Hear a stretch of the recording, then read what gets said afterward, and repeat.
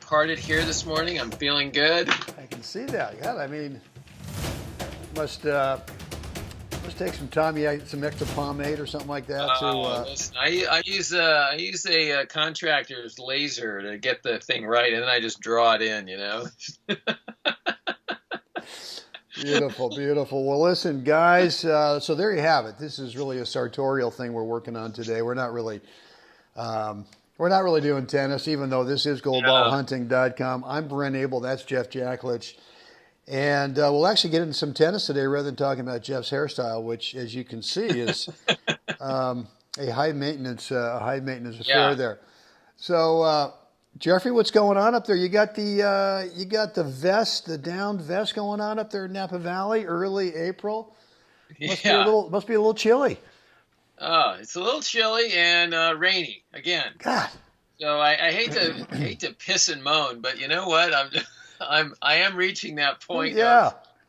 I'm a little tired of the rain and everything. The next thing you know is we'll see mushrooms growing off your head or something like that. Something, right? So hopefully I get a little sunshine before I jump on the plane and head to Michigan. For all of you who don't know, why don't you tell them what you're up to? I'm going to be heading out to Michigan on the first week of May sometime to take on the Wesson Lawn Tennis Club in Pontiac, Michigan. It's a brand new club that Bill Massey, the owner builder, built.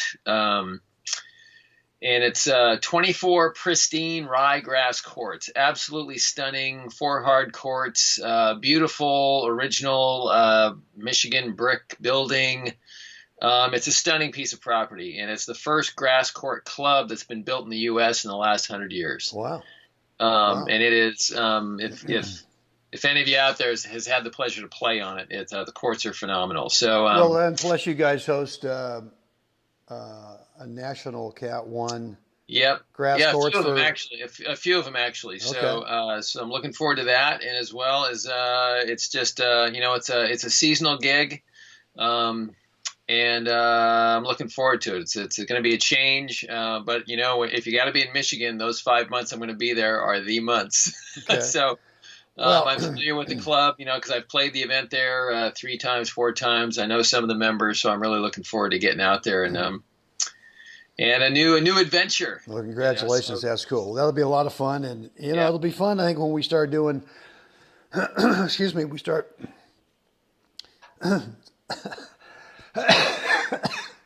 Let me down a little coffee here. God dang it. Anyway. Hairball. Mm-hmm. Gotta stop cleaning that cat in the morning, dude. Yeah, something like that. But it'll be fun to do some recordings from back there and kind of see what's going on and kind of what your perspective is on, anything different. And one of the things, today's topic is something that I think is near and dear to grass courts, and that is the drop shot. And we're going to kind of work through it. Before we do that, I just want to remind everyone that Jeff and I are offering a complimentary private 10-minute coaching call that you just got to bring the one thing in your game right now that maybe is a little bit of a thorn in the side you can't quite figure out, but we want to help you kind of get in the path to figure that thing out. The way to get in the call, go over to goldballhunting.com, put in a first name, email address, and you'll get immediate access to our online calendar scheduler where you get to cherry pick the date and time that works best for your schedule. Not our schedule, your schedule. This is about you. Yes. So get that thing scheduled, and we'll do a private call and set you on the right path. And then if you're already on our email list, guys, at the bottom of every email you receive from us, there is a link that will take you to that online calendar scheduler. So, Jeff, what I want to talk to you about today is the drop shot. And, one of the things for me in my game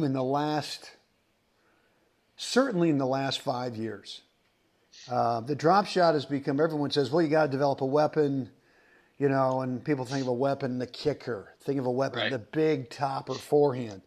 Right. And to me, some high impact, high volume, high velocity weapon.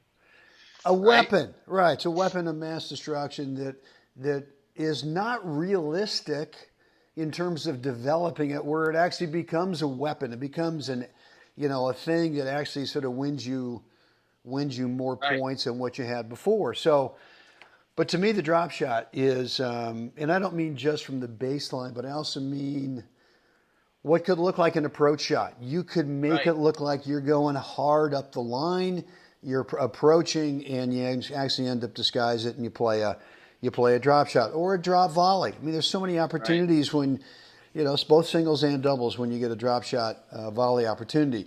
But for today, I really want to focus on the baseline dropper. And one thing we have talked a lot about is that the dropper works the best when you've already shown, let's say, a backhand slice, a deep backhand slice drive, or a floater, whatever it is. But the dropper has to have the same look as this. You've got to be able to disguise this, number one. But number two, and you and I don't have the data to back this up, but I'm pretty darn sure that it's true, that most of the time when we lose points when we try a drop shot is because we hit the frickin' thing in the net. Yeah, without a doubt. We never allow it to get over there. And worst case, we hit a drop shot that's a hair too deep, the guy gets to it and wins the point, but still there's some value because we've made the guy run and maybe we've depleted the gas tank a little bit. Right. I've always thought, like, the perfect drop shot to me is not a winner.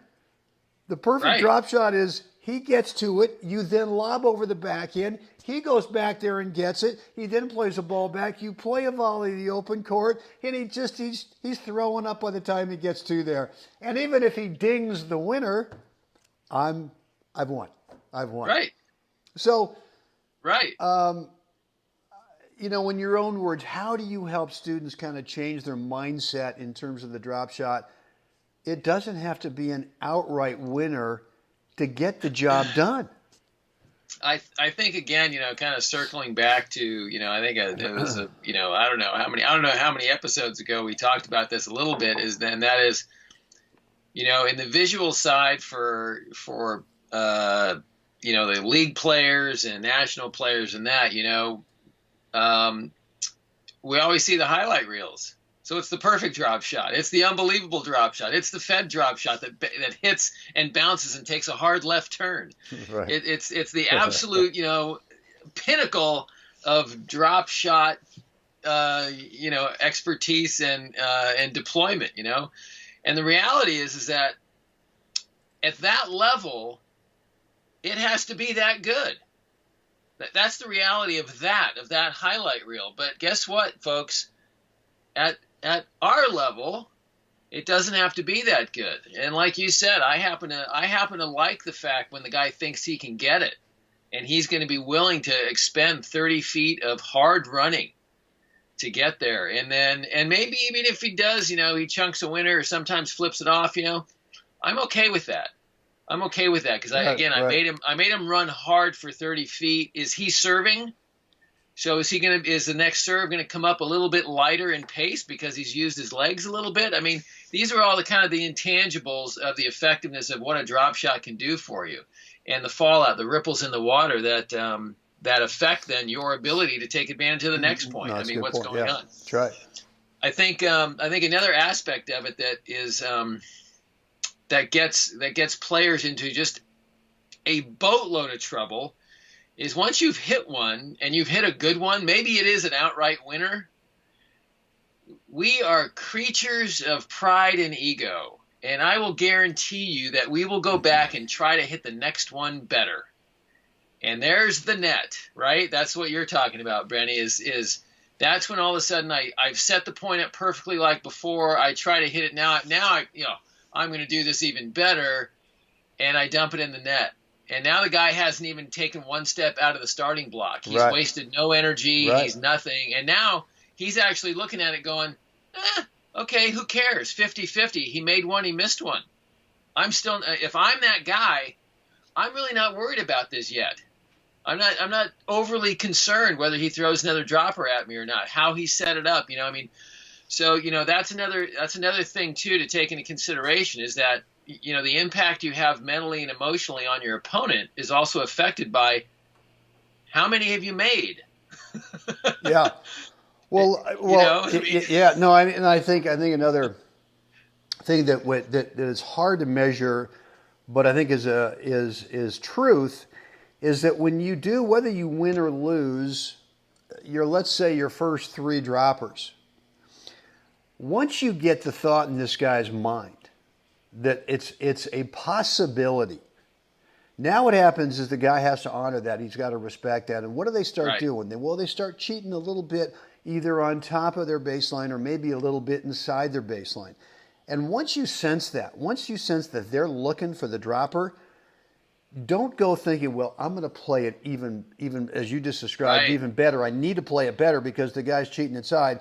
Now you have an opportunity to play a standard offensive rally ball, forehand or backhand, whatever it is, right at the guy who's now standing a foot or two inside the baseline looking for the dropper. And you're going to eat this guy up because footwork-wise now you're really challenging him to get out of the way. So to me, there's a lot of value in, number one, making every drop shot. Don't fine-tune it to where you're giving away a point because it goes in the net or it goes wide. Make the guy consider that he's got to run for it. And then for the rest of the points, now he's got to consider even before you hit it, hey, there's a chance. There's a chance. Right. And now you've got him thinking about what you're about to do.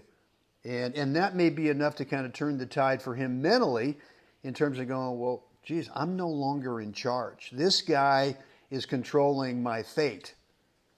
Right. And so I think there's a lot of benefits for the dropper thinking of it as a weapon, and not as, I told you this story about, a couple months ago I was talking to one of my friends at the Berkeley Tennis Club who's going to remain nameless unless I really get really pissed off, who said, drop shots?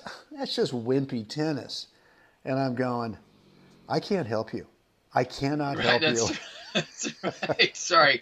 I don't think I'm allowed to talk to you anymore. That's right. I'm done. Sorry. I can't do it. Yeah, and the thing is, you've got to the drop shot is part of a plan.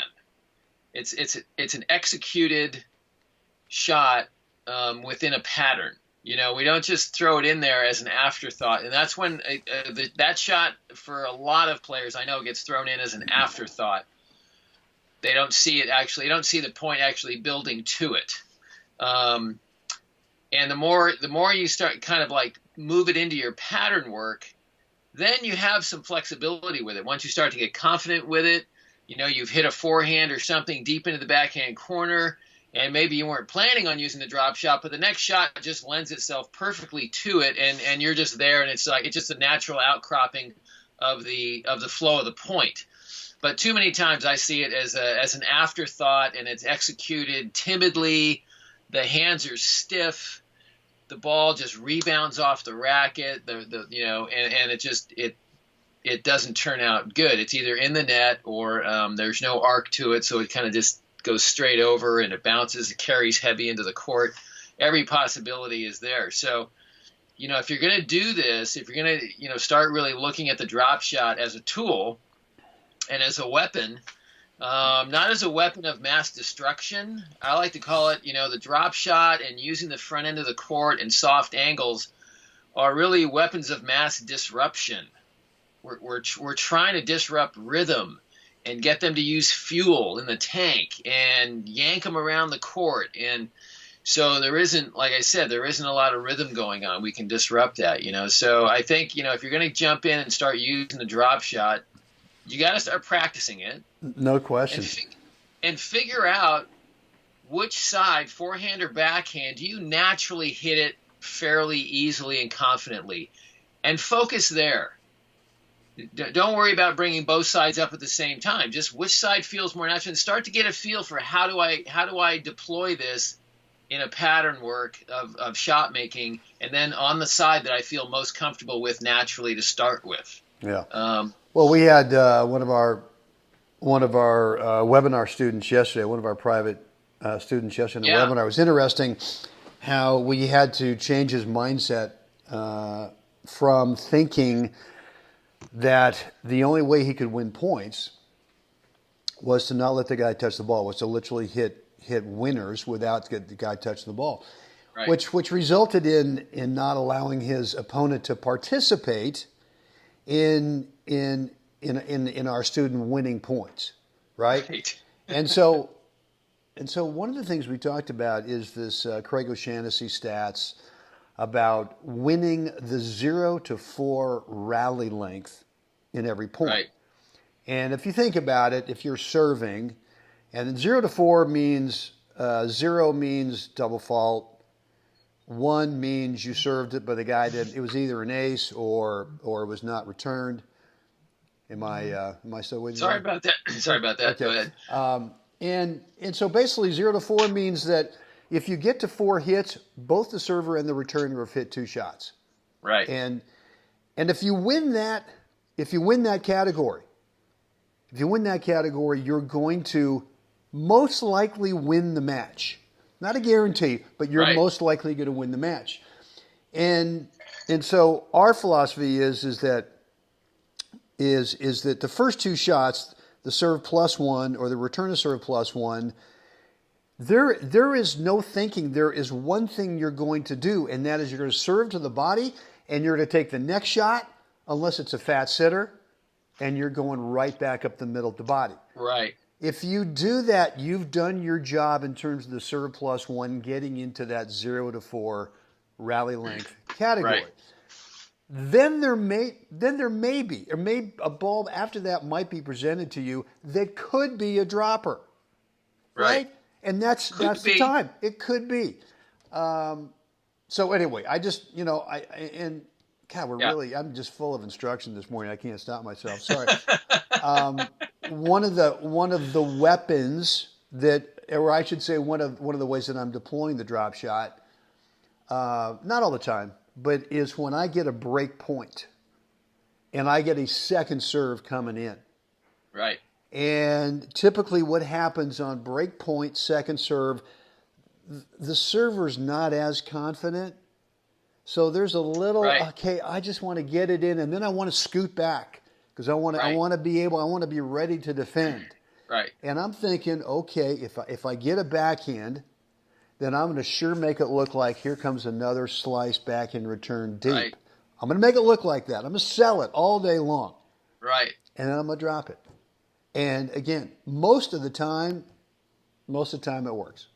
Right. Most of the time it works. And it doesn't have to be perfect. It doesn't have to be perfect. And it's a mind blower for the server to have someone take their second serve at break point and play a drop shot. So it can be a morale killer. Yeah. Just a total crap. Total morale killer. Well, and I think what that does too, when you drop shot off the second serve, and again, we want you to win the 0 to 4 category as the returner of serve. We're not saying this is a strategy that you want to use all the time. You want to get your return right back up the middle and the next shot right back up the middle, and then let's see what we've got. But occasionally, from time to time, and I'll do it on break point. But let's see, I've lost my train of thought here. Well, anyway, good stuff today, Jeff, man. That was good. I appreciate that, letting me kind of vent a little bit. Beautiful day down here in the desert, by the way. I got out with Owen this morning, and we hit for about an hour in the grass. Nice. 8 to 9. It was beautiful, man. It's just, I'm just spoiled. I'm a spoiled little boy, I guess. Well, admit it, right? Yeah, I'm one to admit it. So, well, look, guys, a reminder, this free coaching call that Jeff and I are offering, 10-minute coaching call. It's 10 minutes. It's private. It's free. We get a 3-way call, and you just got to bring the one thing in your game. Maybe it's the drop shot. Maybe you want to learn a little bit more about how to execute it, how to develop the feel, how to practice it. I think we could help you do that. Don't you think? I think so. Yeah. I think so. So goldballhunting.com, first name, email address, you'll get in our email list. We promise never to spam you, only the good stuff. But then you'll get immediate access to our online calendar scheduler where you can cherry pick a date and time that works best for you for this 10-minute call. On that, Jeff? Yeah. The microphone is all yours. Woohoo! Please like us, share us, subscribe. We're building. We're building. And let us know what you think down below. Love to hear your thoughts. Beautiful. Guys, get out there today. Help someone else have a spectacular drop shot day. And Jeffrey, we'll do this again tomorrow. I cannot wait.